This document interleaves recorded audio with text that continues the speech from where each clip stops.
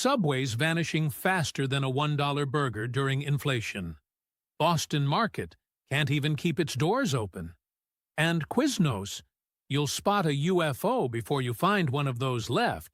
These aren't just fast food chains, they're dying icons.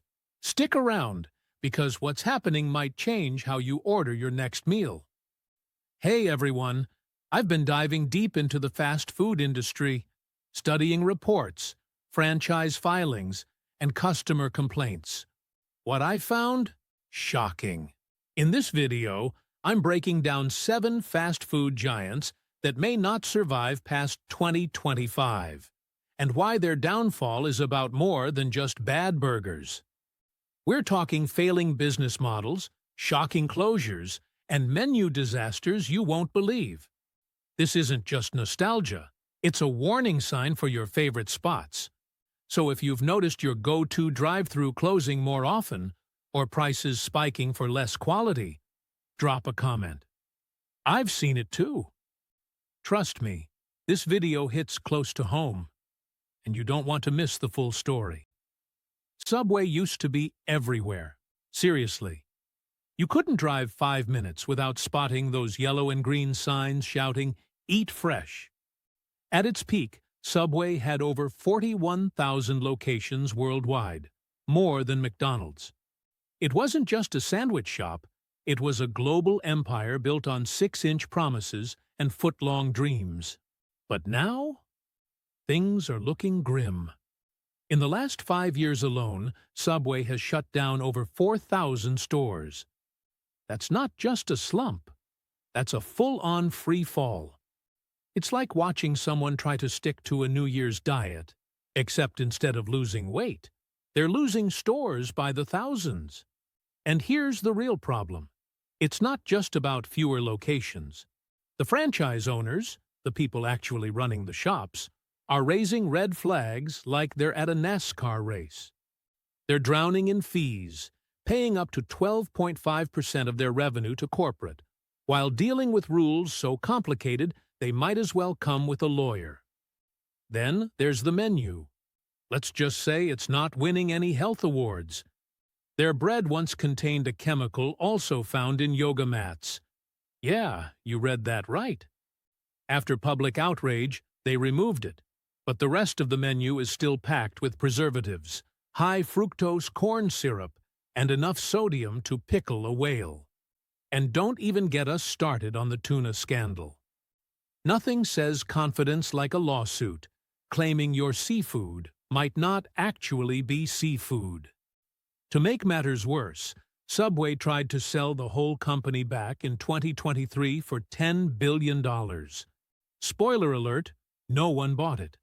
While newer chains like Jersey Mike's and Jimmy John's are stealing the fresh and fast crown, Subway is left clinging to a reputation that's aging worse than last week's lettuce. The sad truth? Subway isn't just struggling, it's disappearing faster than a $1 burger during inflation. And if you've noticed your local Subway closing more often or cutting corners, you're not alone. This is a chain that built an empire on sandwiches, and now it can't even keep the doors open. So, what does this mean for fans who grew up grabbing a footlong after school or hitting the drive-thru late at night? It means fewer places to go, higher prices, lower quality, and a lot of nostalgia wrapped in a crispy wrapper that just doesn't taste the same anymore. If you've seen your favorite Subway location close or felt the price jump hit hard, drop a comment below. We want to hear your story. Because Subway's downfall isn't just about sandwiches, it's about how fast food is changing and who gets left behind. Once upon a time, walking into Boston Market felt like stepping into someone's kitchen on Thanksgiving.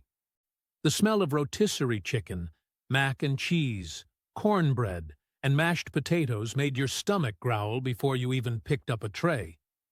At its peak in the 90s, Boston Market had over 1,200 locations. You could find one in almost every town. Grocery stores even sold frozen dinners with their logo. It was comfort food, fast food, home-cooked meals without the cleanup. But now, that warmth is long gone. Today, there are fewer than 300 locations left. That's a 75% drop. Stores are closing faster than you can say Meatloaf Monday. And it's not just about disappearing restaurants. Some employees have shown up to work, only to find locked doors and no paycheck waiting. Customers press their faces against windows like kids outside a closed candy shop. Even wilder? Boston Market got evicted from its own headquarters.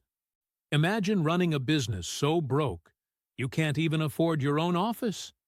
So what went wrong? For starters, competition hit hard. Grocery stores started offering similar meals, cheaper, faster, and already cooked. Delivery apps made it easier to get real home-cooked food from local restaurants. And while everyone else was going fresh, trendy, or healthy, Boston Market kept serving the same heavy, buttery classics. Their big idea to save things, a burger called the BM. Yep, that's all they had to offer while the world moved on. With debt piling up and locations vanishing, Boston Market isn't comforting anyone anymore. It's becoming a fast food ghost town. If you've seen your local spot close or noticed the menu shrinking, let us know in the comments. We want to hear your story. Steak and Shake used to be the cool kid on the fast food block. Not because it had spicy nuggets or a secret menu, but because it had waiters. Actual waiters, ceramic plates, glass milkshake cups. You didn't feel like you were grabbing a quick bite. You felt like you were dining somewhere fancy. But fancy that didn't cost your entire paycheck. For years, this combo worked. It was diner nostalgia meets drive-through prices. People loved it. They'd pull up, order at the window, and then sit down like they were at a real restaurant. The hand-spun milkshakes? Iconic. The burgers? Juicy enough to make you forget you were still technically at fast food. But here's where the wheels came off the bus. Fast food fans don't want to wait 40 minutes for a burger that should take 5. That's not dining, that's punishment. And as more chains leaned into speed, convenience, and digital ordering, Steak and Shake kept asking customers to wait and pay more. The business model was shaky from the start. Offering table service while competing with places like McDonald's and Wendy's was risky. Those guys served food in seconds. Steak and Shake served it with a side of, "Please be patient." Spoiler alert, people weren't patient. They got mad. Then they got hungry elsewhere. Since 2018, over 300 Steak and Shake locations have closed. In 2020 alone, more than 100 shut down. And in 2023, another 70 gone. At this rate, you'll see more tumbleweeds than open Steak and Shakes in some states. And the debt? Oh, it's worse than their soggy fries. In 2021, they barely dodged bankruptcy by paying off a $153 million loan just days before the deadline. Desperate times called for desperate measures. So out went the waiters. In went the self-service kiosks. Because nothing says "we care" like turning your neighborhood diner into a vending machine. Their parent company's stock has dropped over 60% since 2018. That's not just bad. That's your retirement plan is now worth a pack of gum. Bad. Customers who once swore by their burgers are now swearing at them. Smaller portions, higher prices, blander taste. It's like watching your favorite band go from sold-out stadiums to playing birthday parties at Chuck E. Cheese. If you've seen your local Steak and Shake close, or noticed the service getting worse, drop a comment below. We want to hear your story. You either know them as Checkers or Rallies, depending on where you live. And honestly, that confusion alone might be part of the problem. Back in the 90s, this chain was on to something. Double drive-through lanes before it was cool. No dining rooms, just fast, greasy burgers, fries, and seasoned curly fries that still have a cult following today. But here's the thing. Having a good fry doesn't save a sinking ship. In 2016, Checkers, which Rallies was struggling so bad, it got sold off for $525 million to a private equity firm. They promised a glow-up, but all they really did was paint the walls and hope nobody noticed the cracks underneath. Spoiler, everyone noticed. By 2023, the chain had filed for Chapter 11 bankruptcy, again, with over $650 million in debt. That's not just a rough patch. That's financial free fall. And while they like to blame rising food costs and labor issues, industry experts point to a much bigger problem. Their menu hasn't changed in decades. In a world where even McDonald's is pushing plant-based burgers and low-carb buns, Checkers' Ju Tu Fuas Rallies is still slinging the same cheap burgers and fries like it's 1999. Their biggest innovation? A jingle that screams, "You gotta eat," which, honestly, sounds more like a warning than an invitation.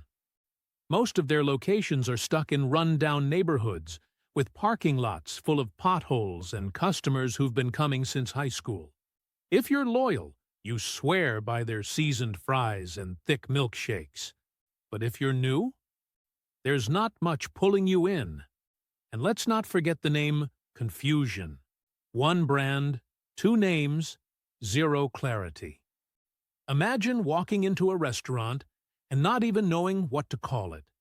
With dozens of stores already closed and more expected, Checkers' Chalks Rallies isn't just fading. It's disappearing one checkered tile at a time. If you've seen your local spot close or feel like nothing's changed in years, drop a comment below. We want to hear your story. Picture this. You pull up to the drive-thru at Del Taco. The menu hits you like a food explosion. Bacon cheeseburgers, bean burritos, crinkle-cut fries, all under one roof. It's like your local burger joint, a greasy diner, and a taco truck had a chaotic food baby. And for a while, weirdly enough, it worked. Back in the day, Del Taco carved out its own little fast food kingdom on the West Coast. They called themselves the Fresh Mexican Grill. Bold move. Claiming they could beat Taco Bell at tacos and out-burger the burger joints, all in one stop. It was fast food fusion before fusion was even cool. At its peak, Del Taco had over 580 locations. People loved the mix. Tacos by day, burgers by night. Fries with everything. It was messy, but it was fun. And most importantly, it was cheap. But here's the problem when you try to be everything to everyone. You end up being nothing special. Customers never really knew what Del Taco was supposed to be. Are they Mexican? Are they American? Are they confused? Because honestly, sometimes it felt like the chain didn't know either. Then came 2021, and Jack in the Box swooped in, buying Del Taco for $575 million. Fans hoped this would be the glow-up. What they got instead? A slow-motion fade-out. Since the buyout, new store openings have basically stopped. Existing locations quietly vanish. No grand exits. Just gone one day, like someone forgot to renew the lease. Menu innovation? If you call adding more fries to more things innovation, sure. Their biggest recent launch? The Cali Bacon Burrito, which is basically fries inside a tortilla. Creative? Maybe. Game-changing? Not even close. And here's the real kicker. The fries are still the most talked-about item on the menu. Not the tacos, not the burritos, the fries. When your Mexican restaurant is famous for crinkle-cut potatoes, you've officially lost the plot. While newer chains like Chipotle and Qdoba are pushing fresh, healthy twists, Del Taco is stuck in a loop of fry-heavy comfort food that doesn't stand out anymore. If you've seen your local Del Taco close, or feel like it's been stuck in fast food limbo for years, drop a comment below. We want to hear your story. If you grew up in the South, you know Crystal. Or at least, you used to. Those tiny steamed sliders, served in little sacks like fast food gold, have been around since 1932. That's right.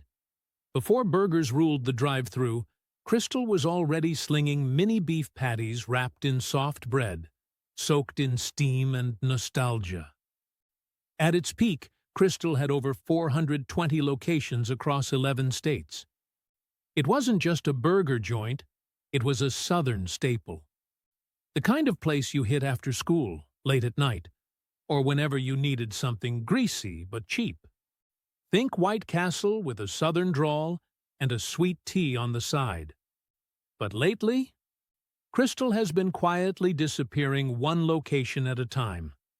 In 2020, the chain filed for Chapter 11 bankruptcy, drowning in up to $100 million in debt. Before they even filed the paperwork, they closed 44 stores. Just gone. No big farewell tour, no final meal special. Just locked doors and empty parking lots.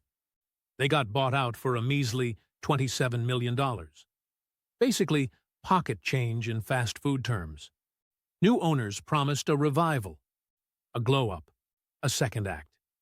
Then the pandemic hit, and that dream slid right off the plate. Crystal tried to pivot. They redesigned their drive-through windows, brought in celebrity partnerships, even rolled out bigger burgers, which kind of missed the whole point of sliders, but hey, points for trying. They even launched breakfast, hoping to catch that early commute crowd. Mini sausage biscuits, chicken minis, coffee to go. But let's be real. Nobody wakes up craving sliders at 7 a.m. Store counts keep dropping. And now, Crystal doesn't even publish official numbers anymore. That's never a good sign.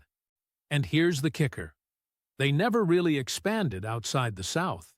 If you don't live in Tennessee, Georgia, or Alabama, chances are you've never even seen one.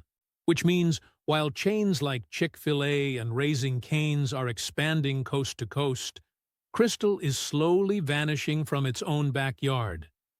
If you've seen your local Crystal location close, or feel like this once Southern classic is fading into history, drop a comment below. We want to hear your story. Once upon a time, Subway had real competition. Not from another salad joint or a new burger chain, but from Quiznos. Back in the early 2000s, Quiznos was everywhere. You couldn't drive through town without seeing that red and black logo and hearing those weird but catchy jingles. They called themselves the Toasted Sub King. And for a while, they earned the crown. In 2007, they had over 5,000 locations worldwide. That's more than one every few blocks in some cities. If you wanted a hot, toasted sub with bold flavors and melted cheese dripping off the sides, Quiznos was your spot. But here's the thing about fast food empires. If you stop moving, someone else takes your seat. Today, there are fewer than 200 Quiznos locations left. That's right. 96% of their stores are gone. Poof, vanished. Like a grilled sub in a lunch rush. Except nobody showed up. So, what went wrong? Let's start with the business model. Brutal.